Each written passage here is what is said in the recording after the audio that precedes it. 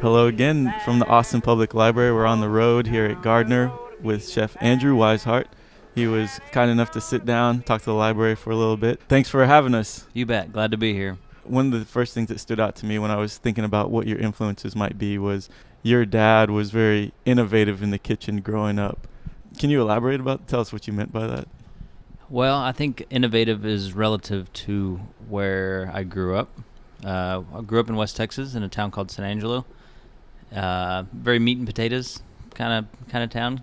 So relative to that, I'd say he was pretty innovative for what I had been witnessing. He cooked mostly during events, holidays, parties, and whatnot. So when he did cook, it was pretty elaborate. Yeah, and a lot of the things that he made, some of the stuff that he made was pretty off the wall, and my two sisters and my mom weren't willing to taste anything, so I ended up being the one to taste. What was off the wall? Was it the ingredients, how he was making different things? I mean, what was unique about it? He did mostly ingredients, some preparations. He did pickled fish. That was a common one. Chicken liver mousse.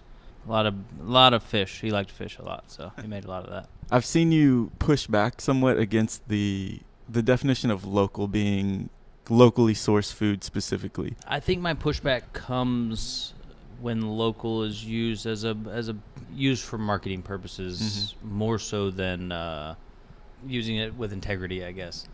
We get a lot of stuff local, but we don't get everything local, and we can't. We've got a business to run. We've got to be respectful to that. We've got a bottom line.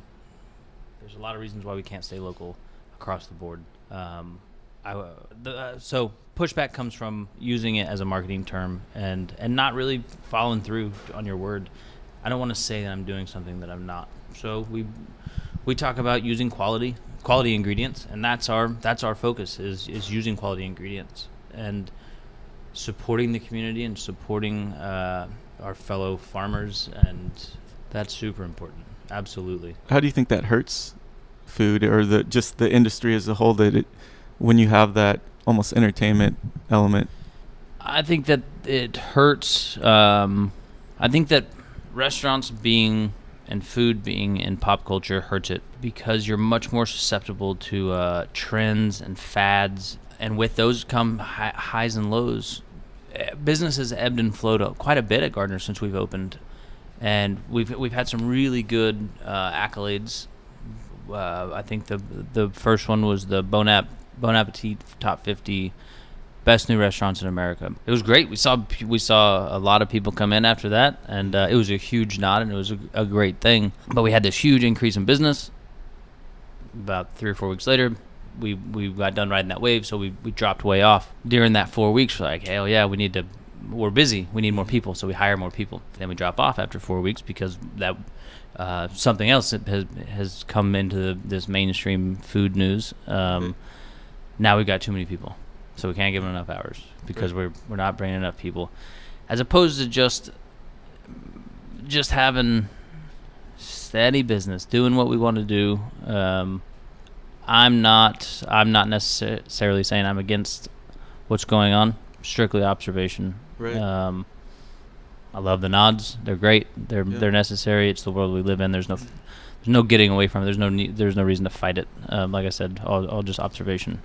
I'm not necessarily one to enjoy being in front of a camera, or I think that being on this is a pretty big step for me.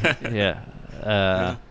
Even I like talking to people. I'm not very good at coming outside of the kitchen. I kind of end up peeking around the corner most of the time. But the thought of just cooking food for people that will most of the time enjoy the food sounds like the greatest thing ever. With food being mainstream America, pop culture, there's a lot more that's involved, even for somebody that's on such a small scale like myself, or lower level, not a big name chef. There's still a lot of mostly local stuff that is involved, and it's great. Like I said, I'm honored to be a part of the community of chefs, but the fantasy of none of that existing. It's pretty good. So I have gone to Contigo and Gardner a few times, and one thing that I really like about both restaurants is that your staff is always super enthusiastic. They're really excited about what they're doing, the food, the wine, everything. And I have a feeling you've got something to do with that in terms of educating and making sure everybody knows what they're doing. So can you walk us through, like, maybe Sure. the educational process? I lived in Napa Valley on and off for about 7 years, coming up as a cook. And one of my jobs, I was fortunate enough to have a research and development stipend as part of my salary. So I got to go and eat at the best restaurants out there, and started seeing I guess a pattern. Didn't take that long after eating at a few handful, whatever, of these top best places in the country type of places. I realized the food only gets so good. Food can only be so good. Once you get to that level, it tastes fucking amazing. Yeah. Sorry if I can't say that. But what makes these meals worth it, beyond the food being as good as it gets, is the service and the experience, the overall experience. And food is just a part of that. And it doesn't take food being the best to provide to round out an experience, and it doesn't take a bunch of white plates stacked on each other, or super expensive wine glasses, or I don't know, bow ties on servers, or white tablecloths on the table. It doesn't take that stuff. Those are great things to have for a certain type of experience, but you don't have to have that to have people that are excited about being there, excited about learning, excited about creating experiences for guests in the same way that Ben and I are. This might be a chicken and egg thing, but how do you, for your two concepts here, how did you match the environment you wanted to create, the concept, to the food that you wanted to make? Which one came first? How do you balance those? That's a good question. Right off, I think I would say the environment comes first, and then the food adapts to that. When cooking at Contigo, when creating dishes at Contigo, there's a lot of things that are taken into account, and some of those things aren't taken into account, necessarily taken into account when creating dishes at Gardner. Contigo is an outdoor restaurant. Mm-hmm. Weather is one of the most common things thought about when creating dishes or making any kind of plans over there. Mm-hmm. Because of that, maybe I would say, shit, I don't know. No, that's good. They go pretty hand in hand. Do you have any kind of way that you learn about new foods? I know you've traveled a lot, so you've probably got a lot in your back pocket, but food has been my life for my whole adult life. Cooking's what I do. It wasn't I don't have a romance story about cooking by my grandma's stove or anything. It was always in my blood to be a skilled laborer, and this is the path I chose. Getting inspiration, I'm very adamant about you can learn something from anybody. Listening to people, a lot of times you learn what not to do, but that's a very important lesson. Sure. I'm a big cookbook nerd. I've got a lot of cookbooks. A lot of different kinds, but I definitely am the guy that'll buy the high price cookbooks that are the big, beautiful coffee table type. Social media is a big one for just like constant inspiration. I spend a lot of my disposable income on food, dining, traveling. I've made some big trips just for dinner. When we were about a year old at Contigo, Ben and I decided it'd be a good idea to take our general manager and our sous chef to Chicago and go to Alinea for dinner one night and fly back the next morning for work. It was a good idea. It was fun. I don't know if it was the best use of funds, but it was fun.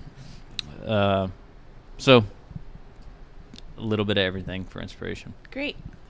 Related to that, what are your bedrock foundational things that you hold on to that keep you grounded so that you don't get caught up in those celebrity elements or the trends in food, that you're not chasing, what's hot, what's next. You stay grounded. So this is what I know, and this is what I know is good. There's always going to be a balance of compromise, almost. Being a business owner, there's got to be some compromise. And like I said, I'm not very good at playing the game of PR. My business partner he's very good at marketing and public relations, and we're a good yin and yang to each other. My weaknesses are his upsides. My whatever. Yeah. Sorry. We have a very good partnership. But staying real to who I am doesn't mean I've got to remind myself. It doesn't mean being stubborn all the time. Only sometimes. It's a balance of. I'm not very good at the game, but I've got to try sometimes to. There's got to be some meat in the middle on a lot of things that I don't necessarily like. You've had these varied experiences in cooking different places around the country and the world. What's good here in Austin? What is the strength of the Austin food community? I would say the sense of community that's going on. That's one of my favorite things about the Austin food scene is that it's growing fast, but the chefs, there's no big public, at least beef or I don't know. There's everybody seems to support each other. What's said behind closed doors, whatever, who knows. But there's a sense of community and camaraderie, and nobody's going to put anybody out of business except themselves. It's a sense of community for sure. That's my favorite thing. That's good. And what could be improved upon? I mean, what's lacking here? Austin, I feel like, is in somewhat of their adolescent stage of growth when it comes to the subculture that I exist in, which is the food community. We're growing. It's growing fast. There's a lot of restaurants opening. Whether or not the community can adapt fast enough to how refined some of the restaurants are, or how technical some of the restaurants are. Austin's, like I said, in its adolescence phase, is still kind of rough, in a good way. I think. I'm a pretty rough kind of guy, I guess. For better or for worse, I don't know. It depends on which point of view I'm looking at it from. But Austin's still pretty rough. So I think that I don't think that it's gonna become quite as refined. I think it's going to take a while for it to become as refined as any of these other big food cities that we know of around the country.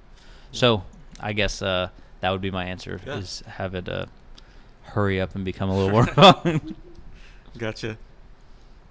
What makes a good cook? Like we talked about the fantasy or the romantic idea people can have of working in a kitchen. What are the actual qualities that make a good cook? You got to be open-minded. There's so many, as far as being a professional cook, there's so many bumps in the road every day that some of them have to do with food, some of them don't. But being open-minded and adaptable is a pretty important one for a professional cook and a home cook. You got to be open-minded and listen to people, meaning kind of going back to being, you can learn something from anybody. What's on the menu tonight at Gardner? Tonight at Gardner, the ribeye that we do is in my opinion really good. We've got our burger that's at a discounted happy hour price until 7. Our cocktails are worth the trip alone, in my opinion. Aaron Murtaugh, our bar manager, is extremely talented. When you're going out to eat in Austin, what are some places you enjoy? Daidue is one of my favorite. Jesse is one of the chefs I look up to the most. He's doing really amazing things. Szechuan River, down by my house in South Austin. It's a really amazing Szechuan Chinese food. The guys over at Emmer and Rye are doing really awesome things. I haven't been there enough. Salt and Thyme right up behind us over here at Gardner. that's a really great lunch. I hadn't been for dinner yet. All right. Well, thanks again, Andrew, for doing this with us. We really enjoyed it and really appreciate it. Yeah, for sure. And yeah, check out Contigo, check out Gardner, both great places to eat. Maybe you'll see Andrew poking out from behind the kitchen. He might. Just give him a nod. I appreciate y'all taking the time to be here. For sure. All right, thanks. We'll talk to you next time, Austin. Thank you. Bye. Oh, I'm going if I never come back, and I ain't gonna be treated this way.